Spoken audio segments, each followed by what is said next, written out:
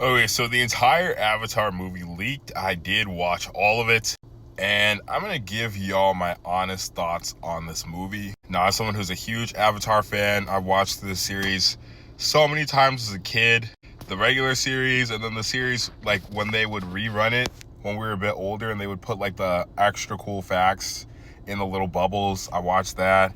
Watched Korra all the way through multiple times. So I'm a huge Avatar fan. Like some of my all-time favorite media I have not watched more than once. And honestly, there's people who are saying that it's peak.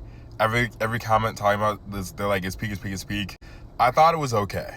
By the standards that the internet and TikTok comments have, this is probably a great movie, but from my perspective, as someone who really appreciates art, has a lot of respect for the medium, even if I have not seen as much as I want to, this does not really compare to the original series in terms of quality. And let me explain why. And this is like a mid-tier spoiler review. I'm not going to like detail plot elements, but I'm going to describe overarching issues. First, I just feel like a lot of this movie was tired and unoriginal thematically. Like I feel like it just was revisiting a lot of concepts already explored in Aang or Korra. And I don't think it added anything like new or interesting to the exploration of these themes. Like for example, a big theme was like Aang's guilt over running away, which I feel like was just way more brilliantly explored in the original compared to now. The tension between benders and non-benders. I feel like they kind of retreaded season 1 of Korra by having this group of non-benders be angry at their lack of power in society. And I feel the same way I did in Korra, where it's kind of like in the original Avatar, there were non-benders.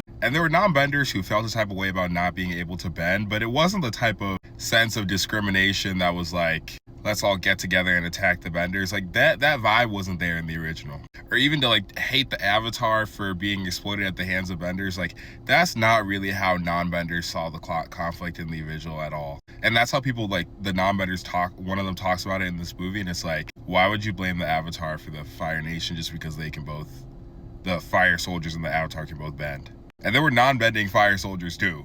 Then the villain, I feel like, is this very tired form of like, we used to want peace, but then the enemy killed us, and then I became angry and wanted to kill them.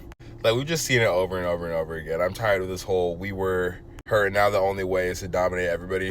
The animation was really pretty. I don't think the action was as high level as the original.